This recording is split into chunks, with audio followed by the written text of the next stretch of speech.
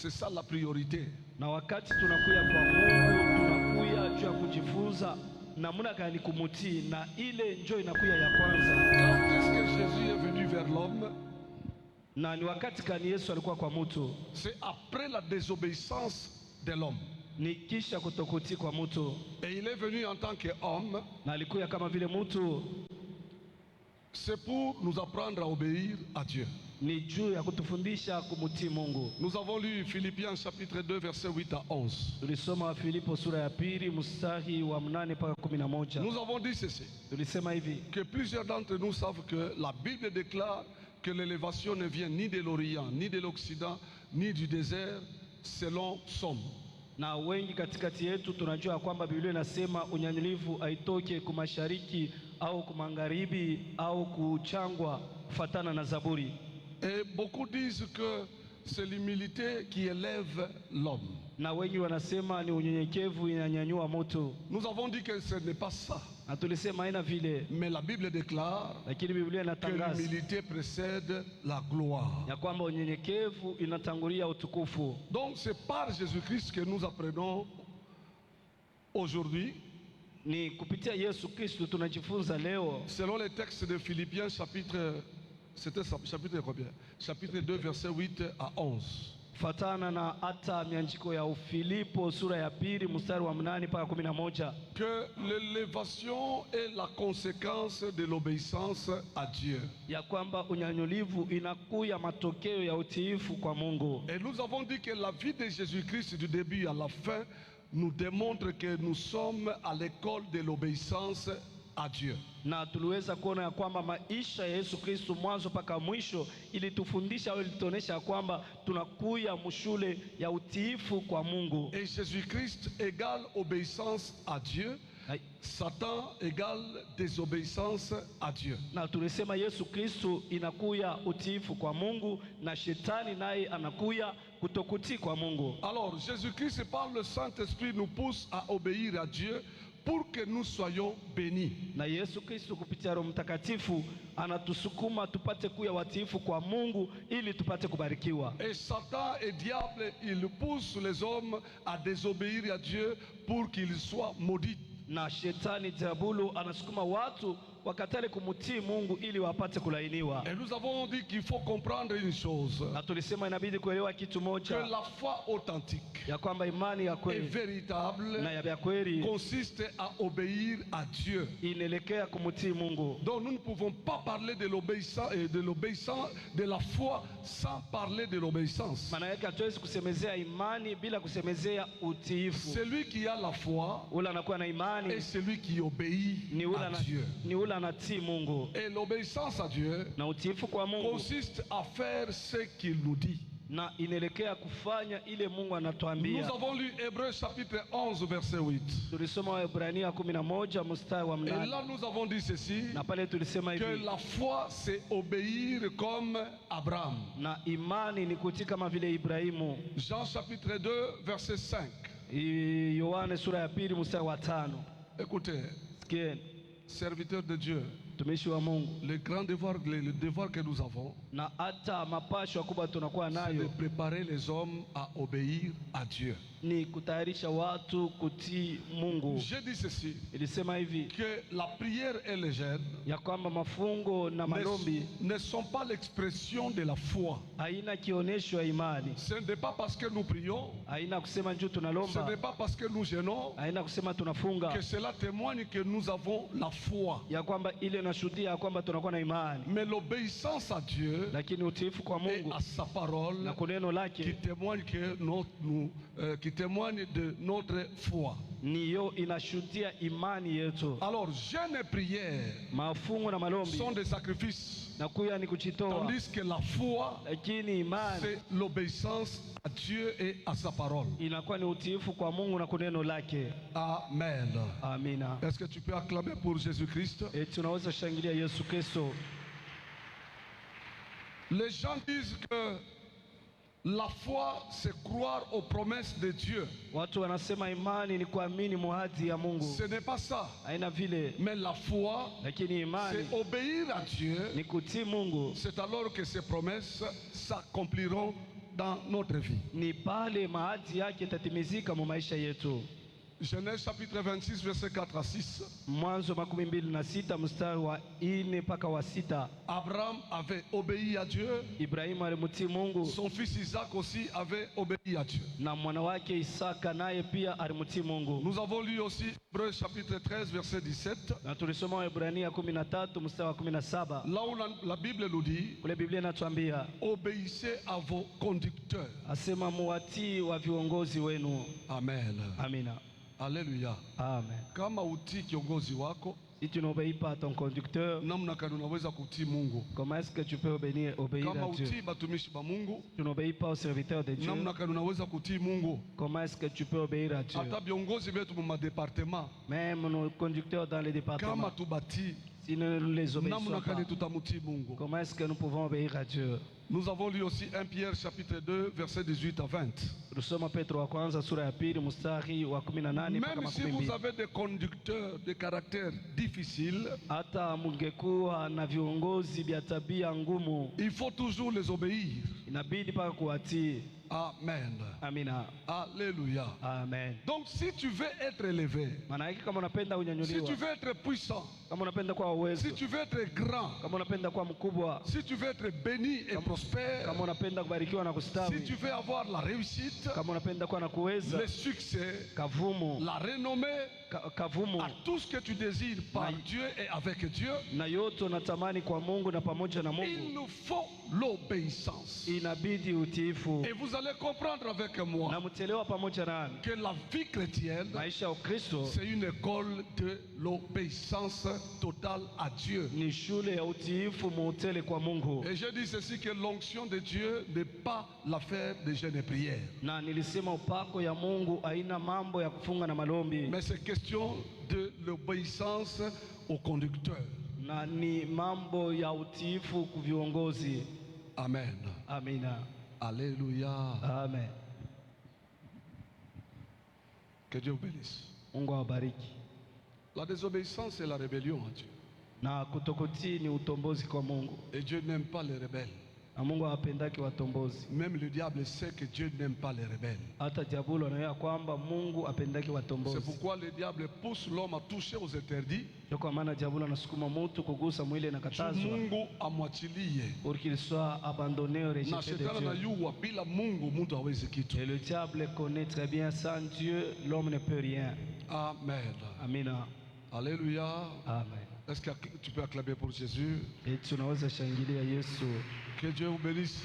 Mungu awabariki. Je vais avec toi lentement Naenda na wewe pole et pole, nous allons toucher l'idée de Dieu pour ce jour, na ou la tutagusa pensée de Dieu pour ce jour. ili nakuya wazo ya Mungu juu ya siku ya leo. Nous avons lu 1 Samuel chapitre 15 versets 1 à 8 Na tulisoma Samueli wa kwanza sura 15 mstari wa kwanza mpaka wa et 8 19 à 26. na 19 Nous avons mpaka dit ceci, 26. que l'école n'est pas seulement un temple ou la maison de Dieu, Na tulisema kanisa haina paka hekalu au nyumba mais ya Mungu, par-dessus tout, na juu ya yote c'est l'école de la vie. inakuya shule ya L'église. uzima, kanisa. Et de toutes les écoles qui existent au monde, Na yote mashule inakuya kwa dunia, l'église est la meilleure et la véritable. kanisa inakuwa shule ya mzuri na ya kweli.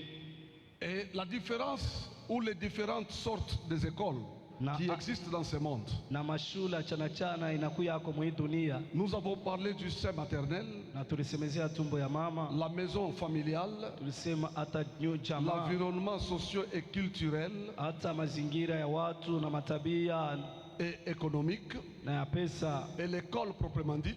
na shule kule Et tunajifunza, nous avons fini par l'église. na tunamaliza na kanisa. Nous avons posé une question Na tuliswali swali pour moja, dire pourquoi l'église est la meilleure et la véritable école par excellence. na tulisema juu ya nini kanisa inakuya ya kweli na inakuya ya bora kama shule, La réponse que nous avons donnée, na jibu tulileta, c'est parce que elle est la seule qui touche à l'esprit de l'homme. na tulisema ni mpaka kanisa ndio inakuwa inagusa roho ya mtu, Et le but de tous les enseignements que nous avons par l'église, na hata kifukuzio mafundisho yote tunakuwa nayo kanisa c'est la connaissance de Dieu ni ufahamu wa Mungu et l'obéissance à Dieu. na utiifu kwa Mungu.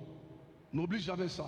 saulike ile C'est très important. ya muhimu kabisa. C'est la connaissance de Dieu Ufahamu wa Mungu et l'obéissance à Dieu. na utiifu kwa Mungu.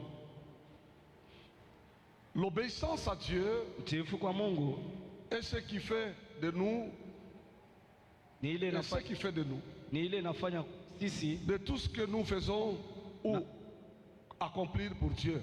na yote tunafanya au tunatimiza juu ya Mungu. Même de la connaissance de Dieu que nous avons, Hata ufahamu wa Mungu tunakuwa nayo, c'est un parfum d'odeur agréable à l'Éternel. inakuya manukato ya mzuri Donc, na ya kumpendeza Mungu. Pour que Dieu t'agrée, Juu Mungu il akukubali, faut l'obéissance. inabidi utiifu. Tu peux servir Dieu, Unaweza tu kutumikia peux Mungu, chanter pour Dieu, unaweza kuimbia tu Mungu, peux prier, unaweza tu kuomba, peux jeûner. unaweza funga, Mais ce qui est plus important, lakini kwa muhimu kabisa il faut que Dieu t'agrée. inabidi Mungu akukubali. Kama Mungu anakuagreye, Si Dieu t'agréé, ingine nabakia, le reste Mungu atayagreye. Dieu va aussi l'agréer. Là, nous avons donné beaucoup d'exemples, ou d'exemples plutôt. Na tulileta mifano ya mingi pale. Alors, ce texte de 1 Samuel chapitre 15 Na hii usomi ya Samueli wa kwanza sura 15 nous apprend quelques éléments.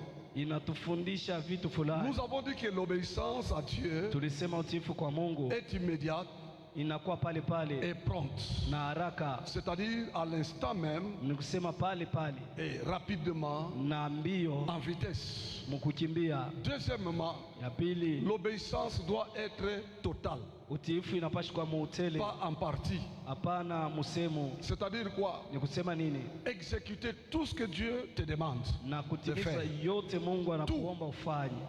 Hata kama inaonekana mubaya, Même si ça apparaît mauvais, wewe timiza yetu. tu accomplis seulement. Et nous avons vu que Saül a obéi, Na tuliona kwamba Sauli aliweza kutii, mais il a obéi en partie. lakini alitii musemo, Il n'a pas obéi totalement. akutii muutele. Dieu l'a frappé à cause de ça. Mungu alimupika kwa ajili ya ile. Donc, l'obéissance à Dieu Maana yake utiifu kwa Mungu est impopulaire. aina ya watu wote, Là, nous avons expliqué beaucoup de choses. na pale tulifasiria vitu mingi.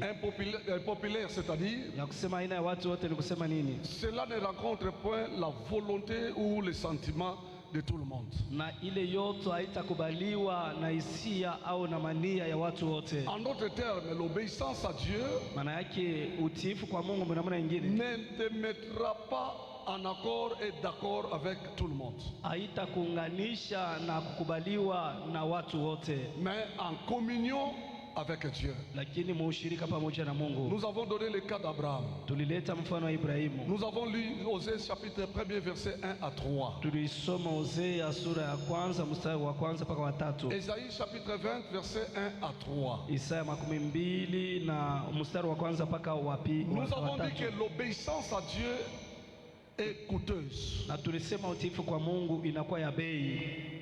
L'obéissance à Dieu Utiifu kwa Mungu peut t'exposer même à la mort. inaweza kukuweka mwatari ya lufu. L'obéissance à Dieu, Utiifu kwa Mungu elle est merveilleuse. iko mzuri kabisa, C'est-à-dire par elle que nous vivons les merveilles de Dieu ni kupitia hata utiifu tunaishi vizuri ya Mungu et la récompense divine. na malipo ya Mungu. Deuxième chapitre, Na sura ya pili nous avons commencé par les ennemis de la bénédiction et de la prospérité dans le travail. tulianza na maadui ya baraka na kustawi mkazi.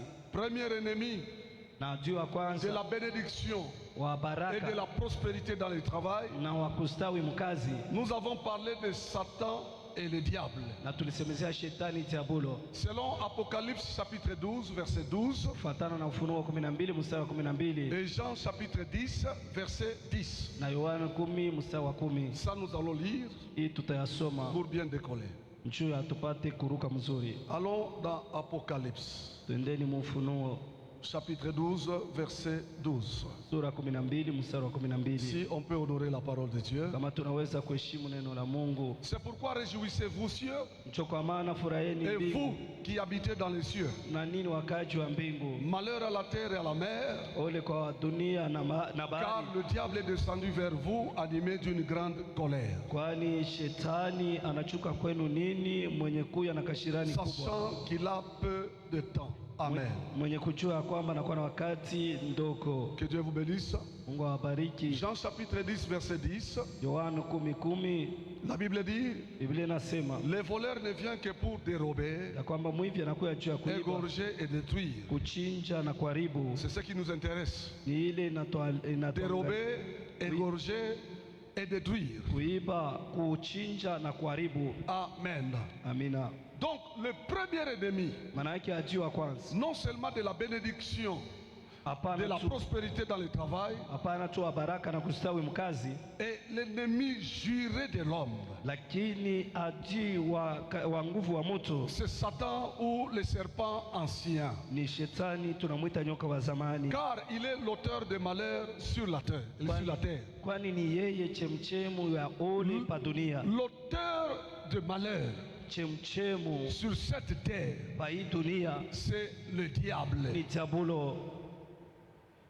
Le diable ne se réjouira jamais Diabolo atafurahiwaka kamwe du bonheur de l'homme. ya eri ya mtu, Et surtout, na kabisa il ne voudra jamais voir l'homme réussir, na atapendaka kuona mtu aweze être béni et prospère dans ce qu'il fait. na kubarikiwa na kustawi muile yote Alors, kunatimiza. nous avons dit ceci, Na tulisema hivi que l'objectif de Satan, c'est d'imposer la souffrance aux hommes dans ce monde. na ya kwamba kifukuzia shetani ni kukazisha mateso ku watu mwi dunia.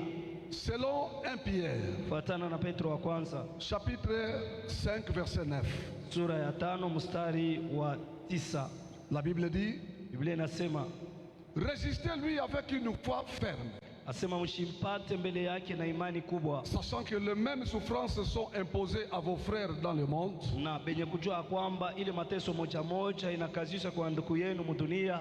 Alors, nous avons dit ceci, Na tulisema hivi, ça c'est surtout aux enfants de Dieu, hii inaelekea kabisa kabisa watoto wa Mungu, les frères en Christ. wa ndugu ndani ya Kristo. Suivez-moi bien s'il vous plaît. Na munifuate mzuri na Kama nisi. ukomprendre hii mafundisho, Si tu ne comprends pas ces hata pale enseignements, pakicho dekala, omba Mungu akufungule kwa kiri. et même là où tu es assis, demande à Dieu Parce que de le t'ouvrir diable l'intelligence. a renversé les choses dans la vie des chrétiens. Kwani diabolo aliweza kupinduza vitu mu maisha wa Kristo. N'oubliez jamais, Usisaulike kama wakati Yesu anaingia mu maombi, lorsque Jésus est entré en prière, anashikia njala, il a eu la faim. shetani anamkamata Yesu, anamupandisha yule malata, Le diable a saisi Jésus, il l'a Weka yulu transporté très haut sur le kisha toit. anaanza kumupresente bintu vya mudunia. Il a commencé à lui présenter tout ce Anamwambia qui hivi, existe dans le monde. Il lui dit, kama unaniabudu, si tu m'adores, hii yote mitakupatia tout nayo. ceci je te le donnerai. Ça c'est le diable. Oui, ni diabolo.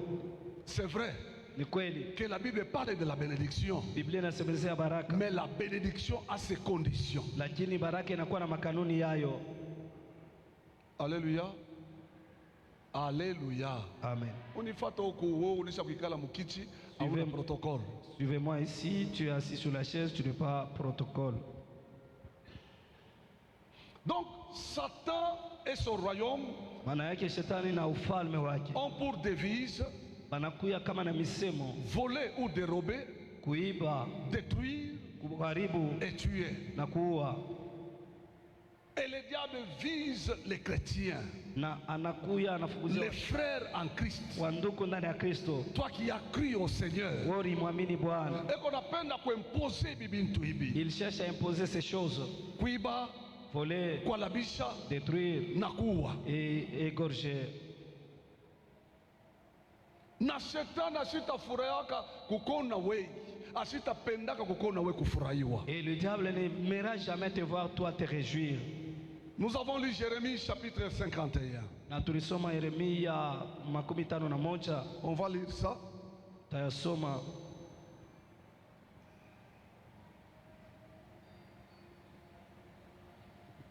Jérémie chapitre 51 verset 34. Yeremia 51 na mstari wa 34. Écoutez ce que la Bible dit. Nasikieni ile Biblia inasema: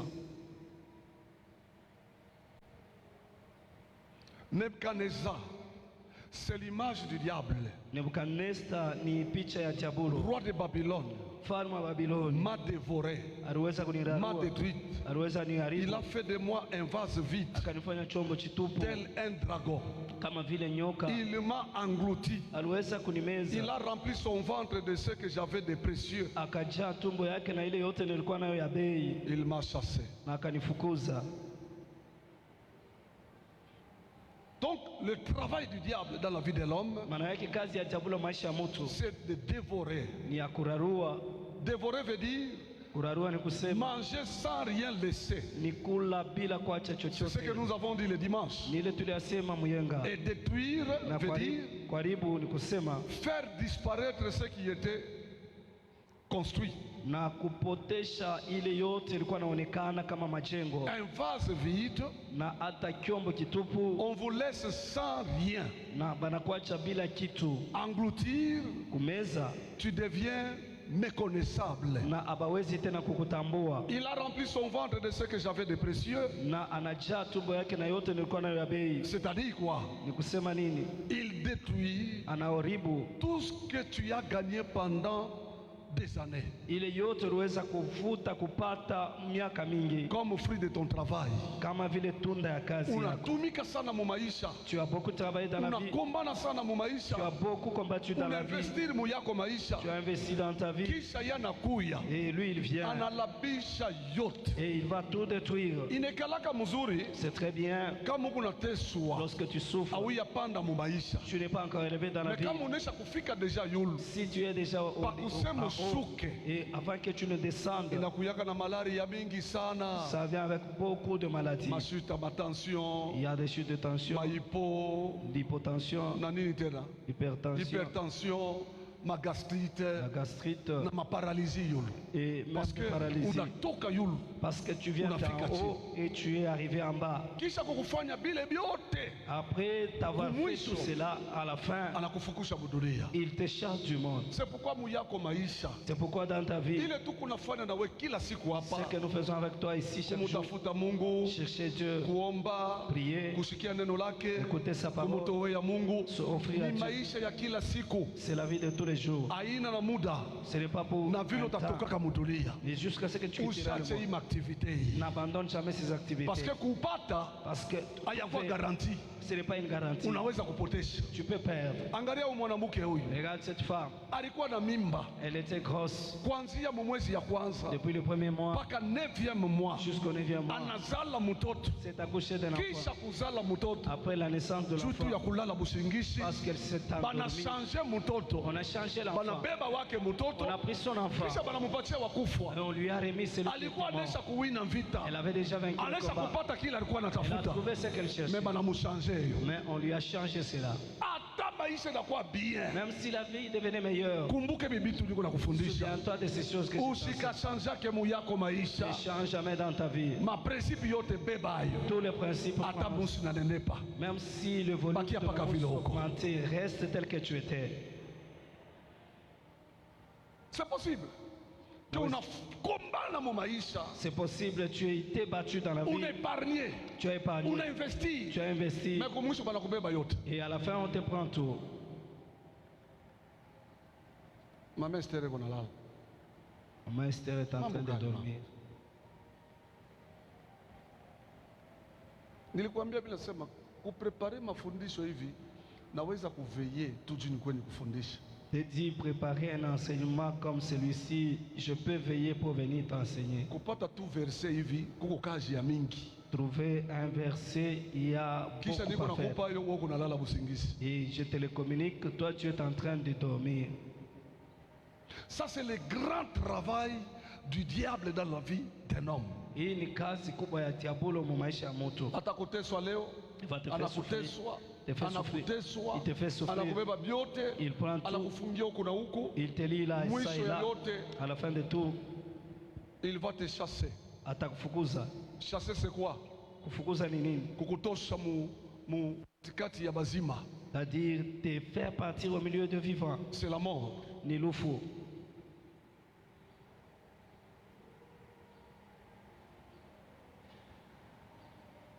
Ça va? Unaelewa? Je demande si ça va. Nauliza kama tunaelewa. Ni vitu vya kuombeaka maisha. Ce sont des choses pour lesquelles il faut prier dans la vie. Ya kuombeaka. Il faut prier pour ça. Unaona mu maisha yako kuko bantu bale Mungu anaisha kuweka pembeni yako juu uweze. C'est pourquoi dans ta vie, il y a des gens que tu as déjà placés autour de toi pour que tu réussisses. Anza kubombeaka. Commence à prier pour eux. Ubombeye. Prie pour eux. Beko pale pembeni yako juu uweze. Ils sont à côté de toi pour que tu réussisses. Kama shetani anakuatake. Parce qu'une fois le diable t'attaque, anaweza kukudisperser bale bantu bote beko pale juu ya baraka yako wewe. il peut disperser tous ces gens que tu as placés pour ta bénédiction. Bale bote batafanya nguvu yako. Tous ceux qui vont constituer ta force, Balenda. ils vont partir. Est-ce que mtu mwana nisikia? Quelqu'un m'écoute. Hata mu makazi yako ya mikono. Même dans tes Hata mu activités, maferi yako. même dans tes affaires, Hata mu ministère. même dans le ministère. Shetani anaweza kukufanishia. Le diable peut faire cela. Anakupika vita. Il te combat, Anakuranda unakuwa faible. il te rend faible Anakuachia bantu bamoya abakaleke na kukomprendre abakushikiake. et il te laisse des gens qui ne te comprennent pas.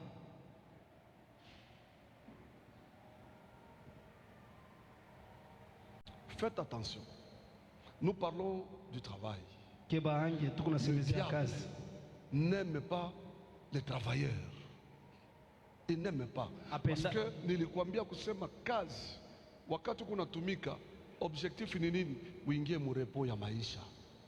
Ndio maana ya kazi. Le diable n'aime pas les travailleurs parce que lorsque tu travailles, l'objectif c'est que tu puisses entrer dans le repos de la vie. Siku moja kupitia kazi yako un jour à travers ton travail, unaweza kuvoyager.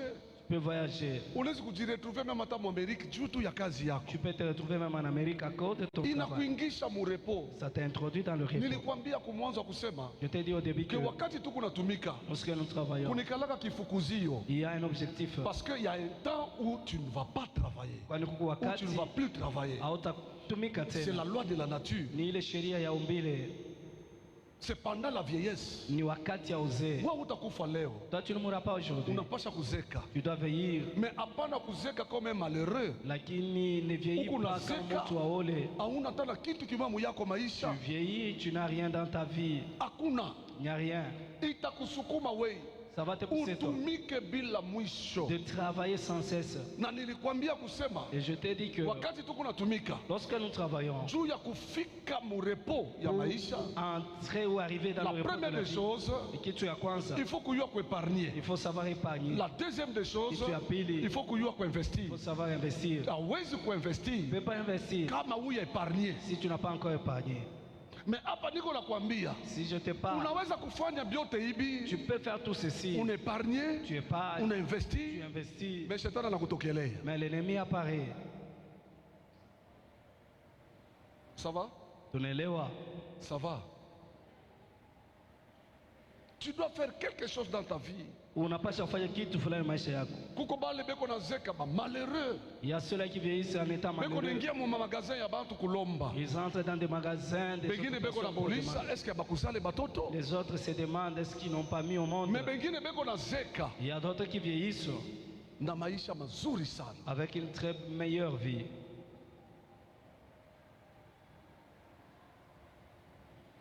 Bwana apewe sifa.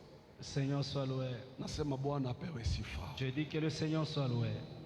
Hii tukunaleta kama mafundisho shetani anayua. Ce que nous donnons comme enseignement, le diable le connaît. Na iko natukombanisha en fonction ya hivi. Et nous combat en fonction de ça. Sérieux dans ta vie. Kuya bila michezo maisha. Mtu atagere maisha yako sawa wewe moja. Personne ne peut gérer ta vie comme toi-même. Ni wewe moja. Toi seul. Njoo responsable ya maisha yako. Tu es responsable de ta vie. Kama uko mulevi. Si tu es ivrogne, ta vieillesse sera comment? Si tu es aventuré pendant ces temps, comment sera ta vieillesse? Et je dis, si quelqu'un arrive au niveau de l'investissement, là ce n'est plus lui qui travaille, mais c'est son argent et c'est bien qui travaille. Tu as construit plusieurs maisons, tu as beaucoup d'appartements. Par mois, même 30 000 $. Le mois, tu peux encaisser 30 000 $. C'est ton argent qui commence à travailler. Grandit ici. Elle est vieille. et j'ai tout perdu. na anapotesha yote. Mama anaanza kulia kumbele ekran, eko nalia kumbele kamera, anasema mimi napotesha yote nilifanya yangu maisha. Elle est en train de pleurer devant la caméra disant que j'ai tout perdu comme investissement. Hii maneno inafanyika ku Ukraine et plutôt ku Turquie. Ni kibaya sana bado. Ce qui s'est passé en Turquie, c'est tellement mauvais. Sengine wewe unakula kwa Bukari unaangalia television sasa ni yabo. Kama unajiweka pafasi yabo. Peut-être toi tu manges le foufou, tu dis ça ne les concerne que eux. Mais si tu peux te placer à leur, prendre leur place. Bengine balikuwa na manyumba banabakia sans abri. Il y a ceux qui avaient des maisons, ils sont restés sans abri. Que Dieu t'aide à ce que ça ne t'arrive pas. Est-ce que tu peux acclamer Jésus-Christ?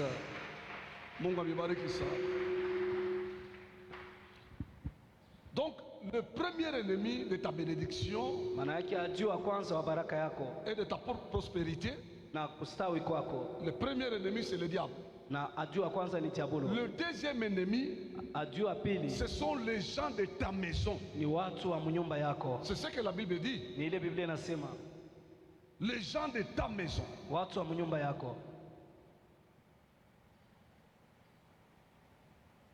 En créant l'homme et la femme sur cette terre, le but de Dieu était le fondement d'une famille. Et personne ne peut choisir sa famille. C'est Dieu qui nous impose des familles.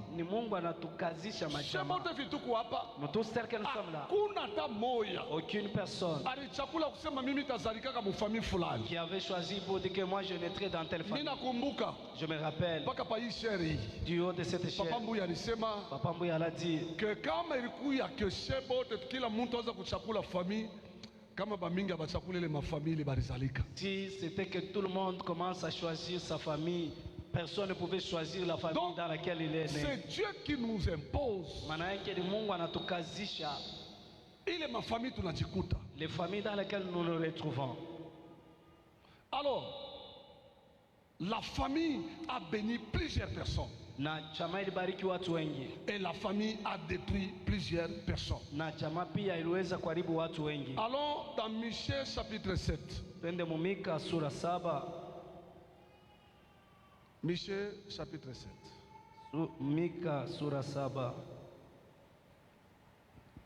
Nous sommes là, versets 5 à 6.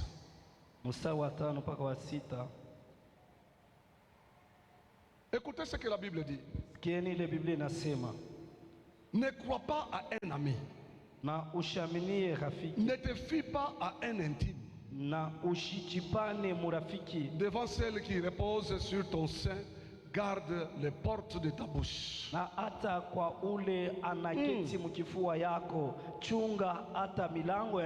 Car le fils a outrage le père.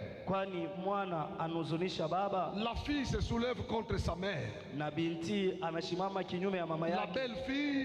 contre sa belle-mère. Chacun a pour ennemi les gens de sa maison. Faites attention avec ça. On peut avancer? Prends encore Matthieu chapitre 10. Allons dans Matthieu.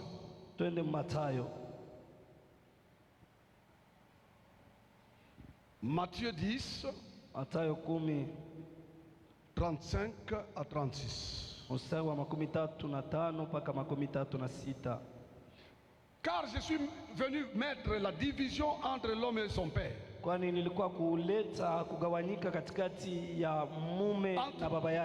la fille et sa mère. Entre la belle fille et sa belle-mère. Et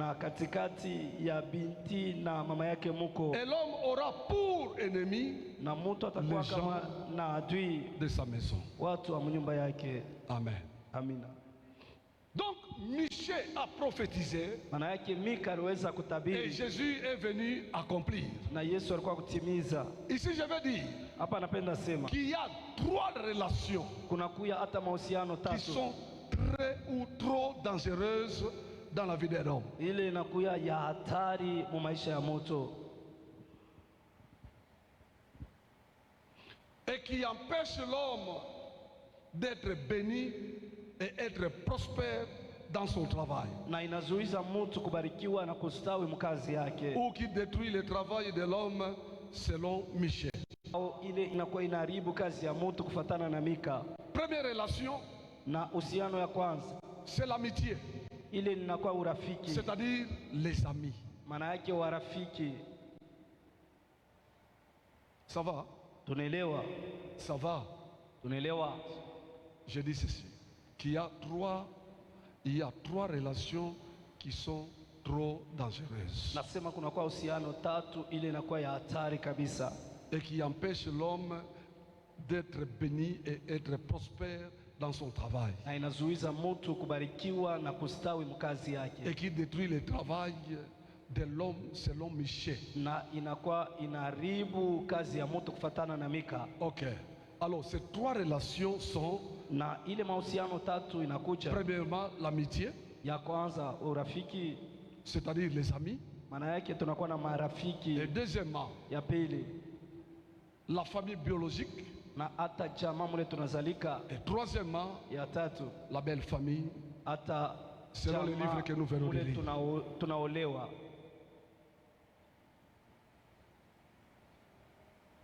Je prends ça dans la Bible. Natosha hii mu Biblia.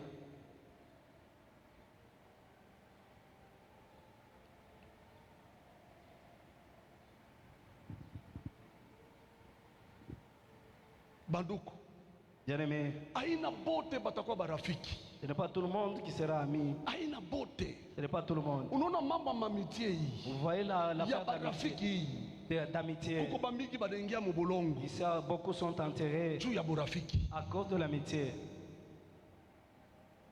Aina burafiki yote utafanya muyako maisha.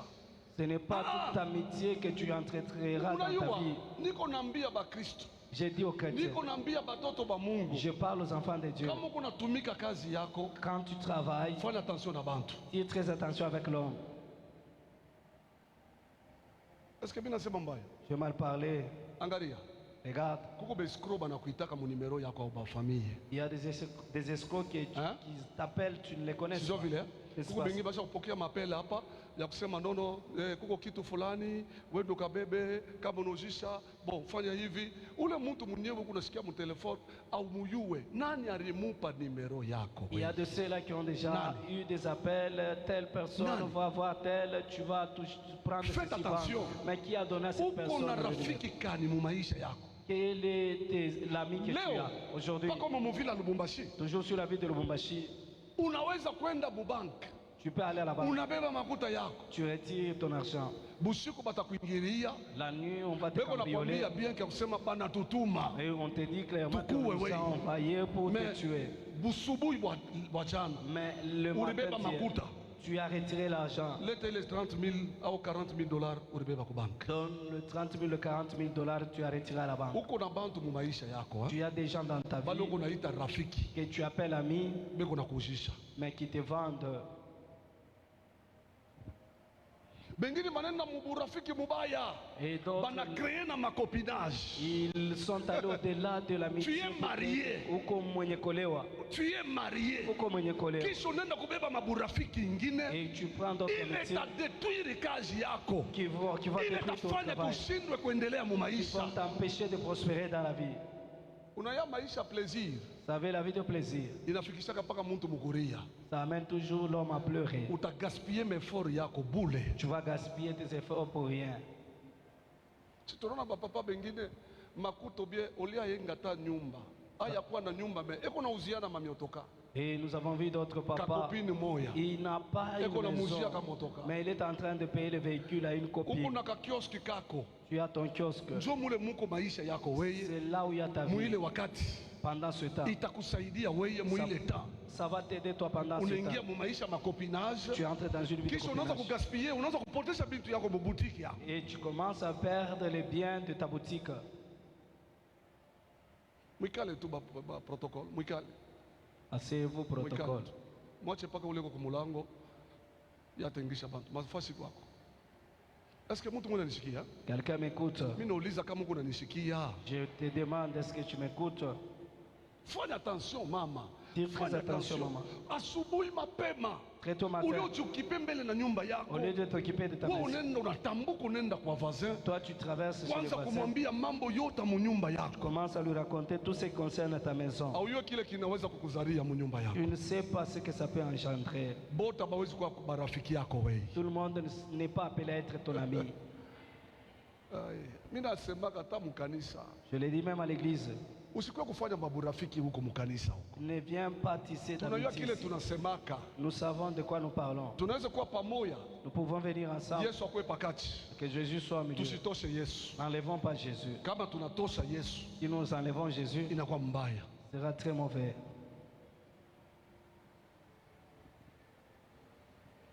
Exemple iko ya mingi, Il y a beaucoup d'exemples. ya mingi. Beaucoup. Mimi niliona mama moya J'ai vu une juu maman, ya rafiki à cause d'une amie, anapotesha wake mtoto. elle a perdu son fils. Utaexplique nini? Qu'est-ce que tu vas expliquer? Rafiki yake anamwambia sema, mwenzangu, unaona mtoto vile eko na koyola pa kitanda, Son ami lui dit, comme ton enfant fait pipi sur les lits, beba ye mujiji prends ses racines umunuishe. et fais-lui boire. Mtoto eko nacheza lwake inje asubuhi, L'enfant en train de jouer le en matin, bonne santé. mwafya njema. Problème yake ni mikoyo tu. Son problème c'était le pipi, Eko naimba na mimbo ya Mungu inje. en train de louer Dieu dehors. Mama eko natokotesha mujiji munyumba Maman en train de faire bouillir juu les apatie racines mtoto wake ashika koyo lake tena. pour donner à son enfant pour qu'il Anaita mtoto, mtoto Il a anakatala, appelé l'enfant a refusé. anafokea mtoto, Il a grondé mtoto l'enfant. anakuya L'enfant est venu. kubeba paka ile mujiji kunywisha mtoto, Donner mare ses yote na bloke, Les reins ont bloqué mtoto anakufa. et l'enfant est mort. Roho ya Mungu ikusaidie. Que l'Esprit de Dieu t'aide. Unaweza kualabisha tu destine yako Tu peux détruire ta destinée kupitia tu bale bantu unachofesha mu maisha. juste à cause des gens que tu as approchés dans ta vie. Awitiwe kuchofesha mtu wowote. Tu n'es pas appelé à approcher n'importe Mimi qui. asubuhi yote mimi naombaka. Chaque matin, je Mimi prie. nasema Mungu, Je dis Dieu, ule wote sio ya wako wewe. tout celui qui n'est pas Nisikutane de naye toi, munjia yangu. que je ne le rencontre pas sur mon route. Sur Munaona ma mu route. maisha yako kuko bantu bengine aupashe kukutana nabo munjia yako Dans wewe. ta vie, il y a certaines personnes, tu ne dois pas les Na rencontrer sur ton maombi chemin. yangu magharibi ya leo, Et ma prière ce Mungu soir, asipermettre wewe ukutane na bale que bantu. Dieu ne permette pas à ce que tu rencontres ces personnes-là. Mabukweli ingine ilikufa. D'autres mariages Juu ya ont été marafiki. détruits à cause des amis. Uko femme mariée, Toi, tu es une femme uko na mariée. bwana yako, Tu as ton mari. uko paka na barafiki bale baisha kuvunjaka mandoa, Tu as toujours tes amis qui ont Siku déjà moja. divorcé un jour. na wote avunjaka yako Toi ndoa. aussi, tu vas divorcer. Wote asiwezi kuwa rafiki, hapana. Tout le monde ne peut pas être ami. Tunasoma miandiko hapa. Nous allons lire les Écritures.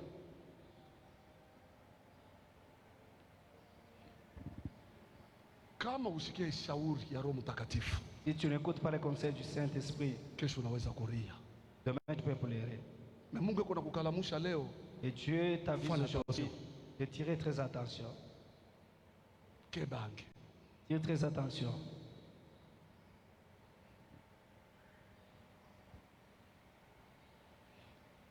Et deuxième ennemi, c'est la famille biologique. Na adui ya pili ni jamaa mule tunazalika. Unaona mapepo mingi tuko nafukusha hapa Vous voyez beaucoup des esprits que nous chassons ici. ni mahistoire ya famille. C'est l'histoire de la famille. Mapepo mingi tuko nafukusha hapa Beaucoup d'esprits que nous chassons ici. 99,9% 99,9%. ni mpaka mafamili yetu. C'est toujours dans notre famille. Atawa mumpembeni Même le voisin, anakuatake il weye t'attaque toi. kumukongo yake, Derrière lui, kunapasha kuwa paka mtu mwa familia na motorize aingie maisha yako, il y a quelqu'un de la famille qui lui a autorisé d'entrer dans ta vie. sijo vile? N'est-ce pas ça? Nijo vile bamingi banateswa, Plusieurs souffrent. bamingi banangaika. Plusieurs sont tourmentés. Unaona bengine beko nafurahiwa, banasema no sheye njo sheye njo bashefu ba mufamili, kumbi huku nakufa bila kuyua. Et les autres se réjouissent disant que c'est nous qui sommes les chefs de la famille, alors Kile qu'ils banakufanya tu. meurent sans le savoir. Banakufanya unakuwa mtumwa. On a fait de toi juste Chaque fois kuko un problème en esclave. famille, À chaque fois il y a un ni problème. mpaka weye. Seulement toi. Chaque fois que mambo fulani ni paka weye. Chaque fois il y a un problème, c'est seulement toi. Bengine beko na utiliser bouloji tu ya wazi tu. Et les autres utilisent même la sorcellerie. Banakuwa kukurendre visite. Ils viennent te rendre visite. Anakuwa na mtoto. Ils viennent avec un enfant. Kisha anakuachia mtoto bila hata kulomba vie yako. Et ils te laissent l'enfant sans demander ton avis.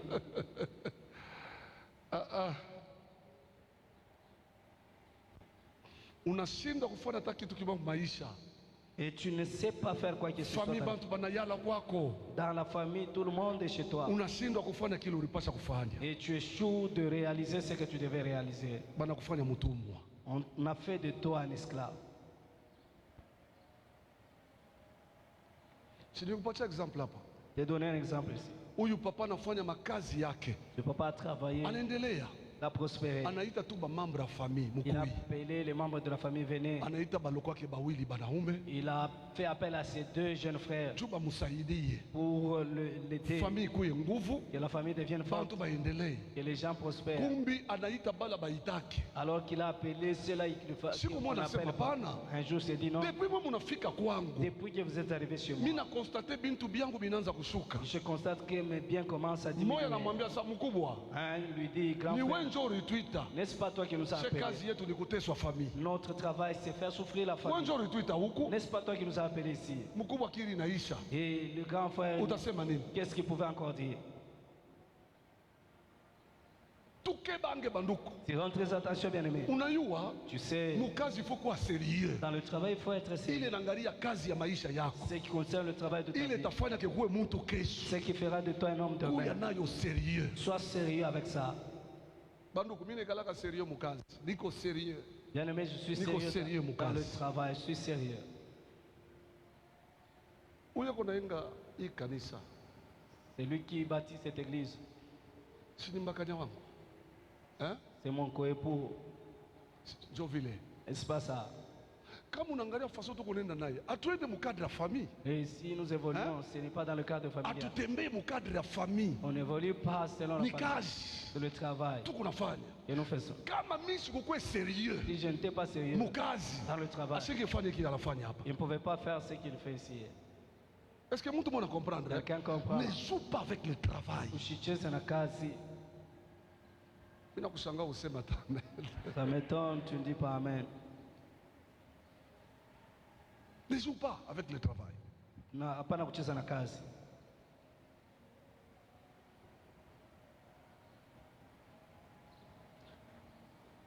Fanya attention. Tire très attention. Nguvu iko nenda na kuisha.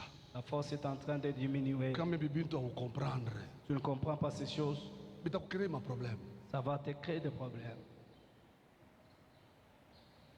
Mumakazi yetu kuasosie familia ina mubaya. Dans nos affaires associées à la famille, ce n'est pas mauvais. Mais souvent tunakalaka toujours dessus. Mara mingi Parce que kama tunakalaka nduku iko natumika, quand le frère travaille, yashone kazi. lui ne va pas le travail. Eko naona nduku. Lui, il va le frère. C'est pourquoi ba mingi banapotesha mu ile cadre hii. C'est pourquoi plusieurs ont perdu dans ce cadre-là. Hata inapotea na yua pia hata mimi nakula ni ndugu yangu asitamfanifanya kitu. Même si je bouffais, c'est mon frère, c'est ma soeur, ne peut rien. Kuko bale banesha kuria, Il y a ceux-là qui ont pleuré. balipasha kufanya bitu binene Ils devaient à réaliser cause de la famille, kwa ajili ya ils jamaa n'ont pas su le faire. hawakuweza kuyafanya. Mko kimya sana. C'est trop silencieux. Mko kimya sana. C'est être silencieux. Sio kama kuna wazani. Est-ce que ça va? Tunaelewa? Je demande si ça va. Ici j'introduis Hapa ni kesho kiingilio. nitakuingisha mu niveau ingine, itakusaidia sana. Et demain, je vais t'amener à un autre niveau, ça va beaucoup t'aider.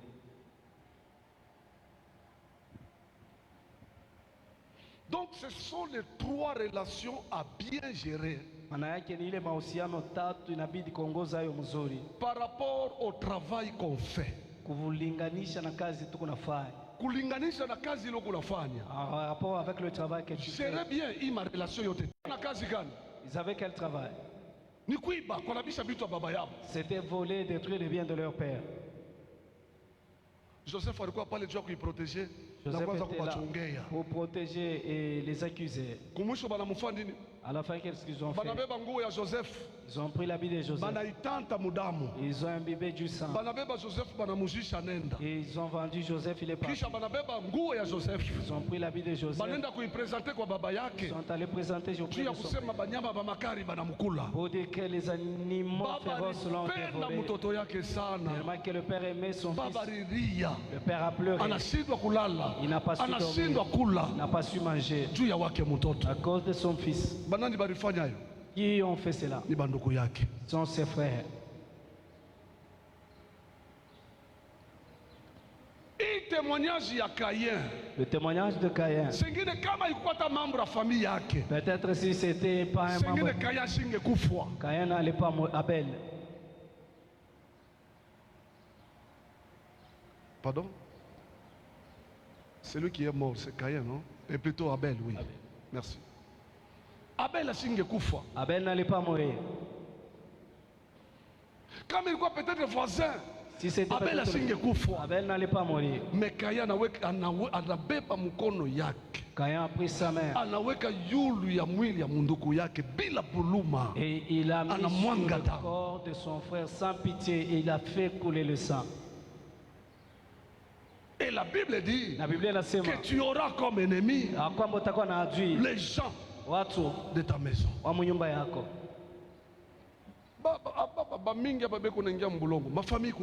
Et cela qu'on entend ici, il y a la part de famille.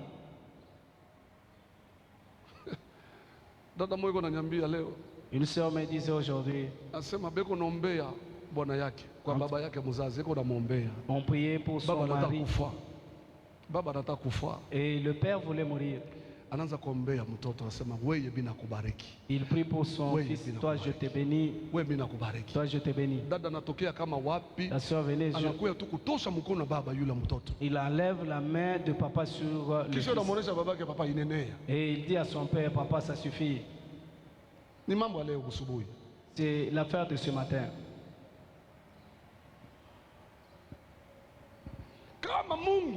Si Dieu peut te dire tout ce qui est dans nos familles, ça peut nous compliquer la façon de vivre.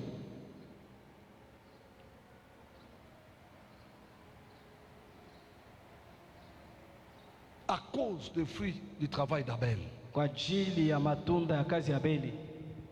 Caïn fut irrité et tua son frère.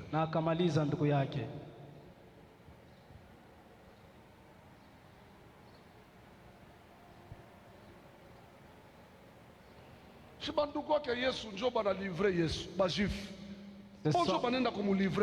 sont les frères de Jésus qui ont livré Jésus, les Juifs. Ils l'ont amené pour sa mort. Jésus-Christ. Notez bien. Ne peut te trahir facilement et te détruire.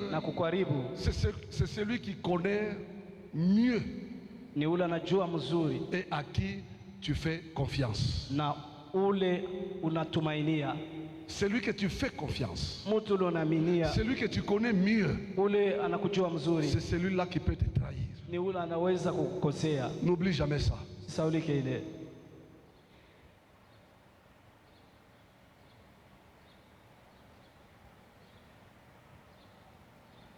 C'est compliqué. C'est compliqué.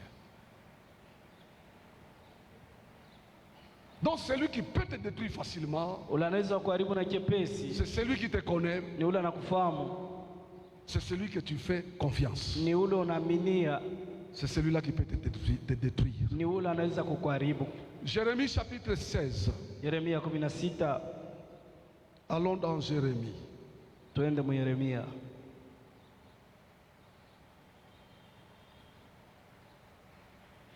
Jérémie chapitre 16. Oh, je m'excuse. Excusez-moi s'il vous plaît. C'est Jérémie chapitre 12. Verset 6. Je m'excuse. Ce n'est pas 16, c'est 12. Jérémie chapitre 12, verset 6. Yeremia 12 mstari wa 6. Car tes frères eux-mêmes et la maison de ton père te trahissent. Kwani wa ndugu yako wao wenyewe na nyumba ya baba yako ni wale wanakukosea. Tes frères eux-mêmes Wa ndugu yako peke yao et la maison de ton père na nyumba ya baba yako te trahissent. wanakukosea. Ils crient eux-mêmes en pleine voix derrière toi. Ni wao wanalalamika kwa sauti kubwa nyuma yako. Ne les crois pas. Usiwaaminie. Quand ils te diront des paroles amicales, Wakati watakwambia misemo ya urafiki, ne les crois pas. usiwaaminie. Vous entendez ce que la Bible dit? Unasikia ile Biblia inasema, Ici, c'est le problème de combat de sang. hii ni mambo ya vita ya damu. Il y a dames. Le problème de combat de sang. Les liens de famille, les lois mifungo ya établies chama, sheria et les kutii condamnations de famille, na ile mahukumu ya chama, les malédictions héréditaires, malahana ya bizazi enfin les hôtels familiaux. na ile mazabau ya Il n'est qu'à chama. là-bas. Ça repose ici. Ile damu konayo inalalamikaka. Le sang que tu as Ile damu sacré, konayo. le sang Le sang que tu portes, iko na misemo ile damu ile. On des paroles ton sang. Mungu akufanye neema magharibi ya leo. Que Dieu te fasse grâce ce soir. Ile yote inakuwa malheur ya familia yako. Tout ce qui concerne le malheur Mungu de ta famille. akutoshe mu jina la Yesu Que Kristo wa Dieu te Nazareti. tire de là au nom de Jésus-Christ de Nazareth. Mungu akutoshe. Que Dieu te tire. Je vais terminer. Après namaliza. Notez bien. Andika mzuri. Tant que tu n'es pas délivré Wakati yote huyafunguliwa et libéré de ces choses, na mwenye kutoka mwi vitu, quelles que soient tes capacités, ingekuwa mawezaji quels que yako, soient tes talents, ingekuwa matalanta yako, quels que soient les lieux fertiles de la terre ingekuwa fashi ya mboleo ya où tu peux dunia, être, fashi unaweza jikuta, ainsi que les efforts que tu peux fournir, na manguvu yote unaweza kuweka, s'il n'y a pas la délivrance, kama kuna ufungulivu tu ne peux pas avancer hawezi kuendelea. et rien ne peut se réaliser dans ta vie. Hakuna kile kinaweza kutimizika mwako maisha. Hii mwaka Mungu akufanye neema. Cette année que Dieu te fasse grâce. Mimi naomba Mungu akusaidie. Je prie que Dieu t'aide. Kibaya yote ya familia ilikuwa na kubloquer wewe. Tout le mal de la famille qui t'est bloqué. Mungu akutoshe mu jina la Yesu Que Kristo. Dieu te tire de là au nom de Jésus-Christ de Nazareth. Banduku, Bien-aimé, hapa padekala buloshi. ici repose la sorcellerie. Moi j'ai vu un couple. Niliona Josi moya. Balikuwa nakombana bien mu maisha. Il se battait très bien dans la vie. Bwana iko natumika, bibi iko natumika. La femme travaille, le mari aussi Balikuwa travaille. na avancer mu ndoa yabo. Et ils évoluaient dans leur mariage. Mais kulikuwa kitu kimoya ile huwezi kuexpliquer. Mais il y avait quelque chose Bobe konekala d'inexplicable. hapa kumukongo ya Don Bosco. Il restait Vel Kasangulu. derrière Don Bosco sur l'avenue Mama Kasangulu. yake ya bwana. Le mari de, et la mère du Ekonekala mari. kote ya munaita yo nini? Consistant. Au nini? Consistant kule kote ya Morga Sendwe. Mule ndani mule. Consistant, oui. Mama muko La belle-mère, anakuyaka kila siku 6 heures. elle arrive chaque jour à 6 heures. Na kama nafika Et une fois arrivée, eko na nyanya, elle a eko na sombe. le sombé. Asiuzake bya mayani ingine. Elle n'achète pas d'autres Nyanya légumes. na sombe. Les aubergines et les Asita sombés. kukokola bulango.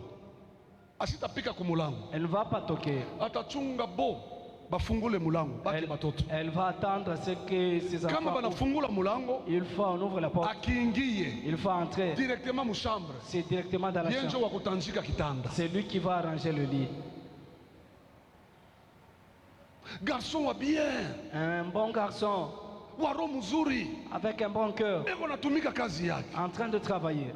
Kama anaisha kutanjika chambre, Si Il elle faut toquer. termine à arranger la chambre, anze kufikia kiwanja mpango yao. elle va sortir Si, pour balayer la Kila parcelle. siku. Chaque jour, Ifa afike asubuhi. il faut qu'elle arrive le matin. Unaona nini ilifikia wake mtoto? Qu'est-ce qui est arrivé à son Kia fils? kwanza La première des choses. alikuwa mbele bibi bwana yake Et- wake mtoto. Et son, Bwana yake Et les- ya pili le deuxième des choses, anamupika bwizi. Kijana mwanamume anakuwa mwizi wa nguvu Eh. kuanzia munyumba yake. le jeune garçon a commencé à voler à partir de sa maison. Bibi yako mkazi kama anarudia avant anabeba kwa kanani ka munaita hiyo nini? Lecteur, hein? anabeba lecteur anaujisha. Et quand la femme est au boulot, il prend le lecteur de la maison, il va vendre. Biblia inasema anabisha. La femme part, Anabeba huyu anaujisha. il prend ceci, il vend. Kisha bwizi natoka munyumba. Et puis il a cessé seulement de voler. Kuiba mafasha kuachana. Il a commencé à voler ailleurs. Siku moja banambambia pa tuendelee kasapa. Et un jour, on a été au niveau de un jeune garçon, il a commencé à voler. Grand frère wake. Alors que son grand frère, son grand frère, lui aussi, et on l'a tué avec le vol. On a arrêté le deuxième. Après la sortie de s'il voit sa femme, il commence à fuir. Il commence à fuir sa femme. Et il n'y avait plus de mariage. Et la famille de la femme est allée réclamer sa fille. Regarde la société. De pas de loin, de près. Tu sais. Mamangu bulozi, babangu bulozi. Juu ya nini wakati nilikuwa bébé abakunyue? Et cela qui dit, si mon père était sorcier, si j'étais dans, pourquoi j'étais enfant, il ne m'a pas tué. Hauna produit d'hasard. Tu n'es pas un produit d'hasard. Ni Mungu ndio kuna kuchunga. C'est Dieu qui te garde. Si les sorciers de la famille n'étaient pas, c'est parce que la main de Dieu est sur toi. C'est seulement ça. Il est tout. Dans la famille, on tue les autres, ce n'est pas leur force. C'est Dieu qui les garde. Et toi aussi, c'est Dieu qui te garde. Est-ce que tu peux acclamer ce Dieu?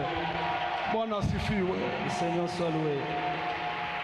Hautachaka mashantier inacheve mu maisha yako. Tu ne laisseras pas de chantier inachevé. Mashantier ya maisha yako yote utaimaliza. Tous les chantiers de ta vie tu les achèveras. Mission yako mu dunia utaimaliza mu jina la Yesu. Tu vas la terminer au nom de Jésus. Unatafuta lufu yako. C'est lui qui va chercher ta mort. Kutokea mu famille yako. À partir de ta famille. Atakufa avant wewe. Lui mourra avant toi. Asitamalizaka kazi yake mu maisha yako. Va terminer son jina la Yesu Kristo wa Nazareth. Au nom de Jésus Christ de Nazareth.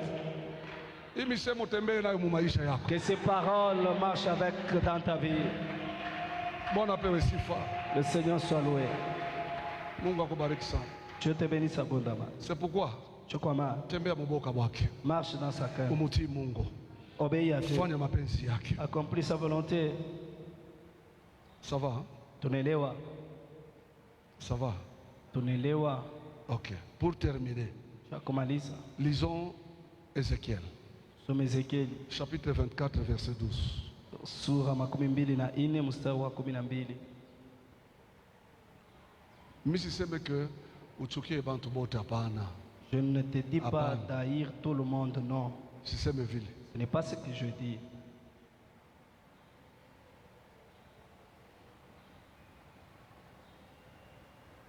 Siseme vile hapana. Ce n'est pas ce que je dis. Ézéchiel 24, 12. Ezekieli 24 mstari wa 12. Les efforts sont inutiles. Asema kiasi yako ni kwa bure. La rue dont elle est pleine ne se détache pas. Na ile kutu imejaa haitoke hapana. La rue ne salira pas par le feu. Na ile kutu itatoka paka kwa moto. Ici je veux dire ceci. Hapa napenda kusema hivi. Que pour réussir dans ces conditions, najua kuweza muima neno par rapport aux gens qu'on vient de citer ici, na kulinganisha na hawa watu tunataya hapa, les efforts sont inutiles. Nguvu yako ni ya bure.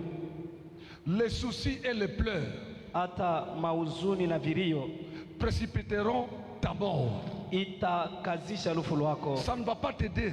Haitakusaidia. Mais qu'est-ce qu'il faut faire? Lakini nini inabidi kufanya? Il faut recourir au feu. Inabidi kukimbilia kwa moto. Il faut recourir au feu. Inabidi kukimbilia kwa moto. Si nous lisons Hébreux, kama tunasoma Waebrania, Hébreux chapitre 12, Waebrania 12 verset 29. Mstari wa 29. La Bible dit ceci. Biblia inasema hivi. Car notre Dieu est aussi un feu dévorant. naye ni moto ya kuteketeza. Ujiappuie kwa Mungu. Appuie-toi sur Dieu. Parce que la Bible dit qu'il est un feu dévorant. Kwani Biblia inasema naye ni moto ya kuteketeza. Analabishaka makazi yote ya shetani. Il détruit toutes les œuvres du diable. Analabishaka malie na bitu byote ma famille yetu. Il détruit tous les liens autres choses de la famille. Anawinaka vita yote na simamaka mu maisha ya mtu. Il vainc tous les combats qui s'élèvent dans la vie de l'homme. Na huyu Mungu jina lake ni Yesu Kristo wa Nazareth. C'est Dieu, son nom c'est Jésus-Christ de Nazareth. Egamia kwake. Umutafute. Cherche-le. Umwalike mu maisha yako. Invoque-le dans ta vie. Atafanya quelque chose. Il fera quelque chose. Atakupatia ushindi. Il te donnera la victoire. Malgré ma relation. Malgré les relations. Malgré kutatone mu maisha. Malgré le tâtonnement de la vie. Batu bengine tuko nabo. Parce que nous avons certaines personnes. Ni baba ya matuyu wake. Ils sont méchants mais nous ne savons pas. Wako. Mais ton Dieu. Mungu loko natafuta busiku mchana. Que tu cherches jour et nuit. Asitaacha badui bako kukufanya kibaya. Egamia kwake. Atakusaidia na utawina vita. Mungu akubariki. Que Dieu te bénisse. Hii neno isaidie safari yako ya imani. Cette parole est de ton voyage de la foi. Hata kama tunakutabiri buloji ya kwenu. Même si nous te prophétisons de la sorcellerie de chez vous. Uyue ya kwamba sache que Yesu anaweza ile buloji. Jésus est capable de vaincre cette sorcellerie. Yesu anaweza ile buloji. Jésus est capable de vaincre cette sorcellerie. Anaweza. Il est capable. Alléluia. Amen. C'est pourquoi je commande. Kufuatana bile tuko naona mudunia. Par rapport à ce que nous voyons dans le monde. Conclusion ni kufuatia matumo ya Yesu kunaisha. Ce qui est bien, c'est de donner la vie à Jésus. Kufuatia matumo ya Yesu. C'est caché en Jésus. Angalia kama feti. Regarde les fêtes. Bale bote tunaitaka. Tout cela que nous invitons. Est-ce que beko ngabo ya furaha yako wewe? Est-ce qu'ils sont beko na furahiwa pamoja na wewe? Est-ce qu'ils se réjouissent avec toi? Pengine beko na kwa na invitation beko na regretter. Il y a ceux-là qui viennent avec les invitations tena beko na sumburia na munjia. En parlant même en route. Tulifanya nguvu yetu yote pour que shindakane. Nous avons tout fait pour que ça échoue. Mais à tout comprendre comment est-ce que inafika hivi. Mais nous ne comprenons pas comment c'est arrivé. Na bobe wenyewe bale beko na turirisha beko na tutafutia bibaya tunabaleta kama mu mafeti yetu. Même ceux-là qui nous font pleurer, qui nous causent du mal, nous les invitons dans nos fêtes. Kuko mambo moyo ilifanyikaka kulikasi je crois. Quelque chose s'était passé à Likasi. Mamiaka kumkongo. Les années antérieures. Dade konenda mundoa. La sœur allait dans le mariage. Bantu banafurahi, banapika vya kupika. Les gens étaient contents. On a loué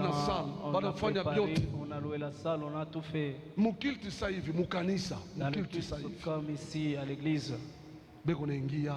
Beko napika danse. En train de danser. Bantu beko na mwanga vya kumwanga yulu. Les gens en train kumbi bingine ile beko na mwanga, bingine bililala mchanda. Alors que c'est qu'on jetait, il y a ceux qui a passé nuit dans la sorcellerie. Bana mwanga yulu mukichwa dada.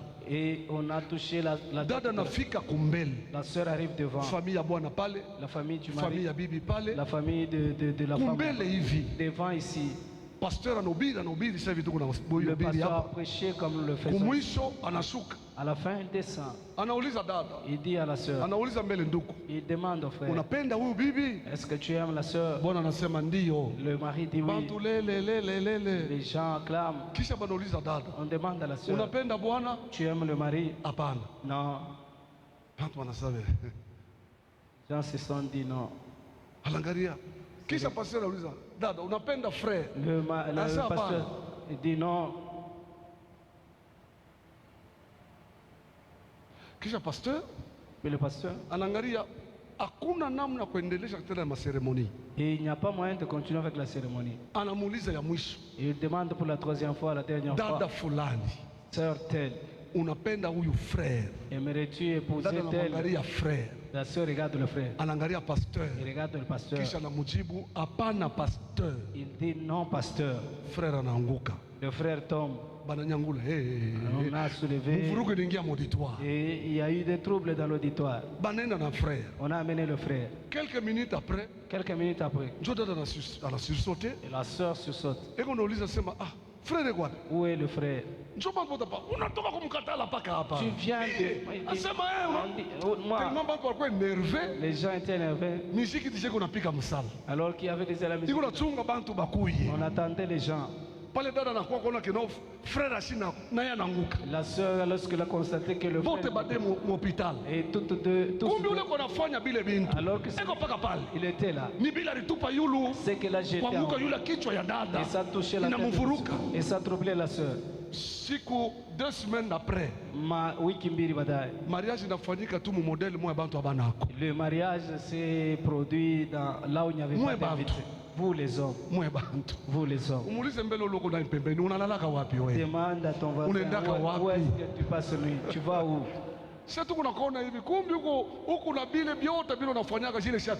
Et nous te voyons ici. Alors tu as des choses que tu fais. Nous c'est lui qui fait ça, c'est la tante. La sœur à son père. Sont allés préparer le mariage. Et la tante était toujours là. Et on a pris. Elle vient pour jeter.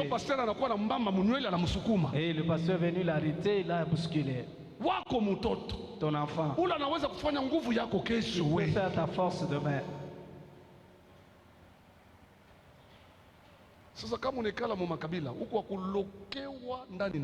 Et si tu restes dans le tribalisme, tu es ensorcelé au-dedans et au-dehors.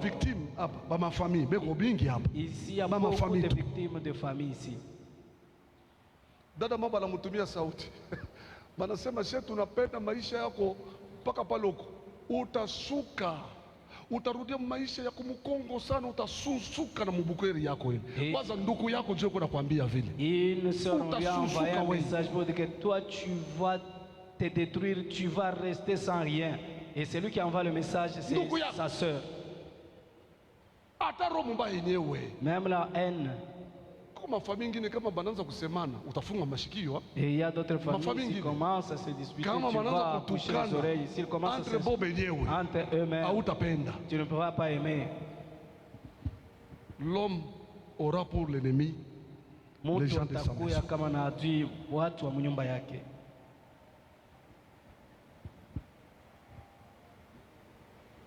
Mungu asaidie familia yako mwe bote mkwe ba Kristo. Que Dieu aide ta famille à ce que vous soyez chrétiens. Et vous tous vous soyez chrétiens au nom de Jésus-Christ. Assainir entourage yako.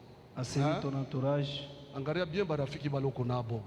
Regarde bien les amis que tu as. Nani wakubakia naye na nani wasokubakia naye. Et qui ne faut pas garder. Mais sur ce point, j'ai toujours été strict. Oui, ma relation. Muhimu relation ni kalaka strict. China michezo. Niko natembea na wewe leo ni hii episode, kesho hii episode, kesho kutwa hii episode. Tasimama wewe ende lako. Et si je marche avec toi aujourd'hui tel épisode, demain tel épisode, va m'arrêter, je dis évolue toi-même. Ma famille yetu. Voyez nos familles. Il faut tuishi nayo salama. Faut vivre en paix. Parce que kama mfamii Mungu makelele. Parce que s'il y a des bruits dans la famille. Utashinda kuwaza juu ya maisha yako. Tu ne sauras pas réfléchir sur ta vie. Tu as des choses sur lesquelles il faut penser, que tu dois réaliser dans ta vie. Et les familles là où il y a trop de bruit, ces familles ne prospèrent pas. Parce que parce que c'est la sorcellerie qui agit. Là où il y a la sorcellerie, il n'y a pas de paix. Ishi salama muyako maisha. Vis la paix dans ta vie. Ishi salama mufamii yako. Vis la paix dans ta famille. Ishi salama mu entourage yako. Vis la paix dans ton entourage. Ishi salama mu kazi yako. Vis la paix dans ton travail au nom de Jésus. Yote utafanya. Tout ce que tu es en train de prendre dans ta vie. Mtu asikuwe kuyalabisha. Que personne ne vienne détruire. Avant kuye Mungu amudétruire. Avant qu'il ne vienne, que Dieu le détruise.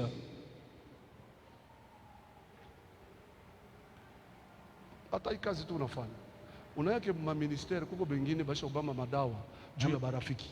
Et même le travail de Dieu que nous faisons, il y a même des gens qui ont touché au fétiche pour des amis. Il y a des serviteurs. Je parle des serviteurs. Il y a des serviteurs qui ont touché au fétiche à cause des amis.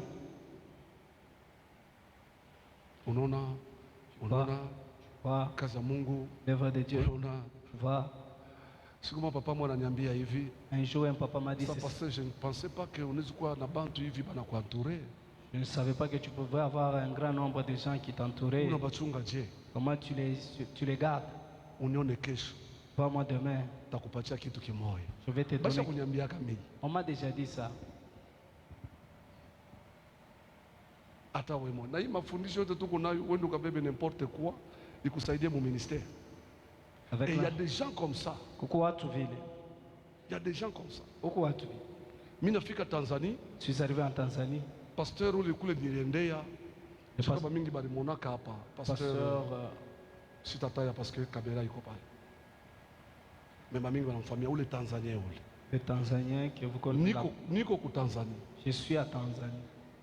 Misha par rapport ya mabitu mimi naonaka vile mimi nashikiaka kubatumishi. Misha kupataka leso moya. Hata unaniinvite wapi? Niko nakuya na billet yangu ya retour.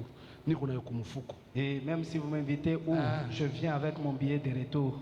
Kama mimi na michezo, si je vais des blagues, billet yangu mimi narudia. Je vais payer mon billet et je vais rentrer. Je ne vais pas dépendre de toi. Kwa pastor mwana niambia sema kuku makanisa kama unafika kile batakwambia inaweza kukudetruire. Mimi nasema binikala kwa sema mimi nenda Kinshasa garabi tu baniambia. Mimi nasema dès lors kama mimi nenda mu invitation billet ya retour iko wako na kuilipa hotel iko wako. Tu tunaweza kuachana tu mu michezo, tunaachana. Kuchunga Mungu inaloma discipline. Est-ce que mtu mwana nishikia? Que banque? Faites très attention. Que banque? Faites très attention. Vérifiez bien entourage yako. Vérifie très bien ton entourage. Uko naishi na nani? Tu vis avec qui? Mimi naanza kujiuliza. J'ai commencé à me demander. Hii vent inasouffle sana mu vile Lubumbashi. Le vent qui a beaucoup soufflé sur la ville. Bandi kama naingia mu nyumba yako busiku, bali tutuma. Si les bandits entraient dans ta maison, ils disent toujours on nous a envoyé pour te tuer. Bale baba ni banani? Ceux qui nous ont envoyés là. Ni banani? Qui sont-ils? Est-ce que ni bambari? N'est-ce pas ceux-là avec qui tu vis? On l'a empoisonné. C'est toujours ceux à qui